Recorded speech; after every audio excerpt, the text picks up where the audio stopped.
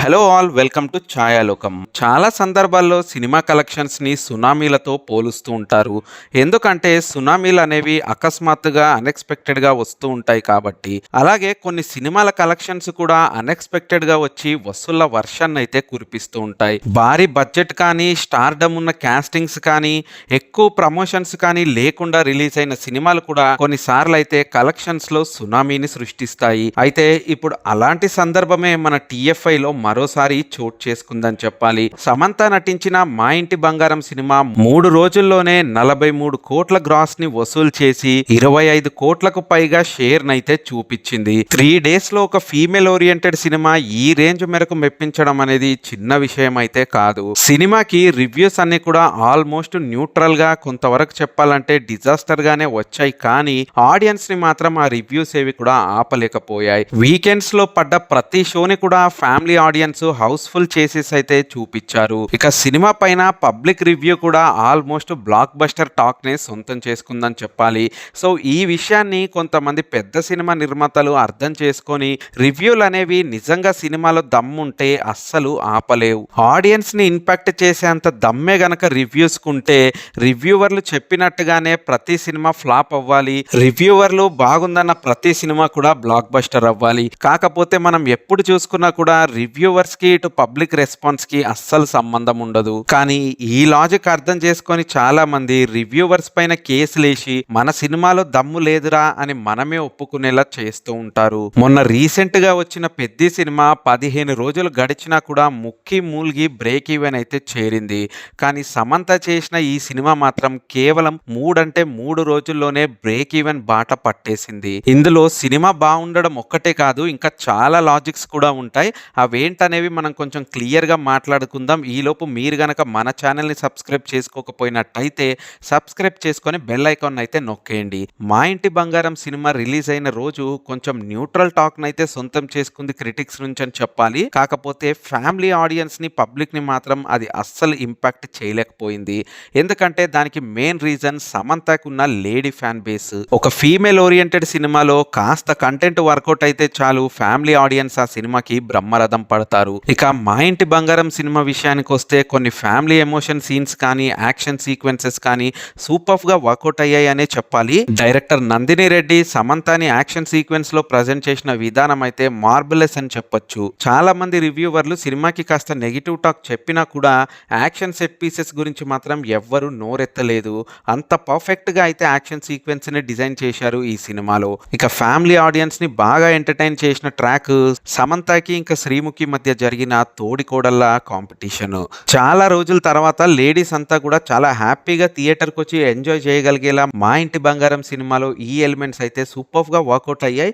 ఇంకా అన్నిటికన్నా మేజర్ విషయం ఏంటంటే సినిమా టికెట్ ప్రైసింగ్ అయితే చాలా నార్మల్ గా ఉండింది. మల్టీప్లెక్స్ లో కానీ, సింగిల్ స్క్రీన్ లో కానీ ఎక్కడ కూడా ఓవర్ టికెట్ ప్రైసింగ్ లేకుండా మామూలు ఫ్యామిలీ ఆడియన్స్ ఎఫర్ట్ చేసే ప్రైజెస్ లోనే టికెట్స్ ఉండడం కూడా ఈ సినిమాకి బిగ్గెస్ట్ అడ్వాంటేజ్ అనిపించింది.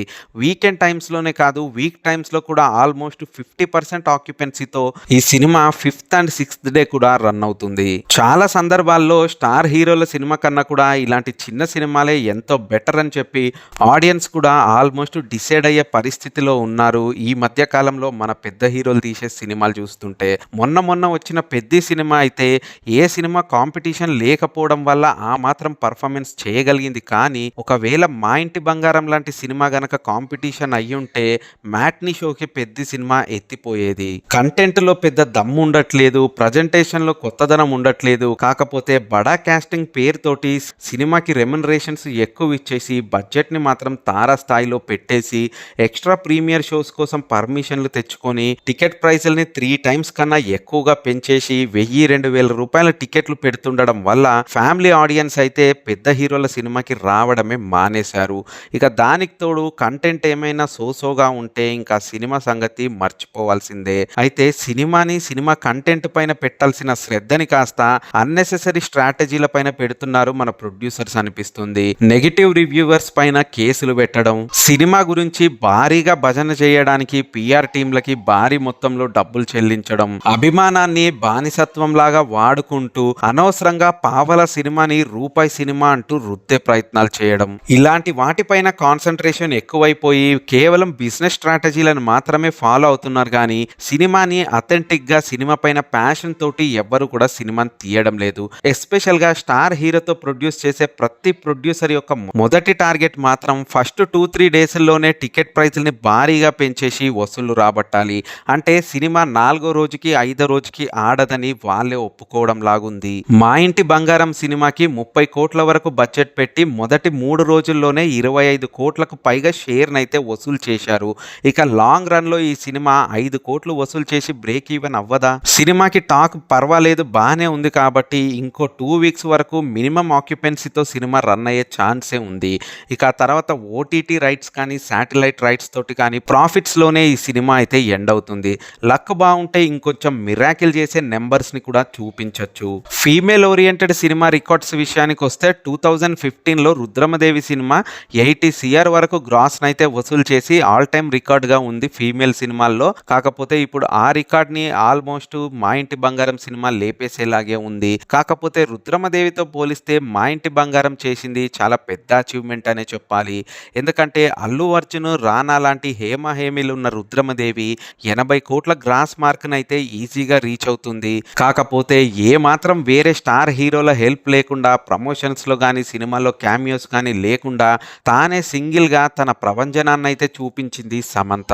ఇక పెద్దిలాగా ఇదేం పెద్ద ఫోర్స్డ్గా రుద్దుడు సినిమా అయితే కాదు. సినిమా ఆడియన్స్ని జెన్యున్ గానే ఎంటర్టైన్ చేసిందని చెప్పాలి. ఫీమేల్ ఆడియన్స్ అయితే నిజంగా చాలా హ్యాపీగా ఫీల్ అయ్యారు ఈ సినిమా చూసిన తర్వాత. ఫ్యామిలీ ఆడియన్స్ కూడా రీవాచ్ వాల్యూ ఉన్న సినిమా ఇదని కితాబులు ఇచ్చారు. సో ఓవరాల్గా మా ఇంటి బంగారం లాంటి సినిమాని చూసైనా పెద్ద హీరోలు, పెద్ద ప్రొడ్యూసర్లు కొంచెమన్నా సినిమా పట్ల ప్యాషన్తో సినిమాలు తీస్తారని, ఈ బిజినెస్ స్ట్రాటజీలని పక్కన పెట్టేసి కంటెంట్ మీద ఫోకస్ చేస్తే బాగుంటుందని చాలా మంది అయితే అనుకుంటున్నారు. సో ఓవరాల్గా మా ఇంటి బంగారం సినిమా గురించి మనం ఇచ్చిన రివ్యూ కూడా పాజిటివ్గానే ఉంది. అండ్ సినిమా రిజల్ట్ కూడా ఇలా పాజిటివ్గా రావడం నాకైతే పర్సనల్గా చాలా హ్యాపీగా అనిపించిందని చెప్తాను. ఇక ఓవరాల్గా ఇది ఫ్రెండ్స్ మా ఇంటి బంగారం సినిమా చేసిన అచీవ్మెంట్ పైన మన చిన్న ఎనాలిసిస్. ఇలాంటి ఇంట్రెస్టింగ్ వీడియోస్ ఇంకా మీరు చూడాలి అనుకుంటే మన ఛానల్ అయితే సబ్స్క్రైబ్ చేసుకొని ఫాలో అవుతూ ఉండడం మాత్రం మర్చిపోవద్దు. అండ్ మా ఇంటి బంగారం సినిమా మీరు చూసుంటే మీకేమనిపించిందన్న విషయాన్ని కూడా కామెంట్ బాక్స్లో అయితే కామెంట్ చేయండి. Signing off.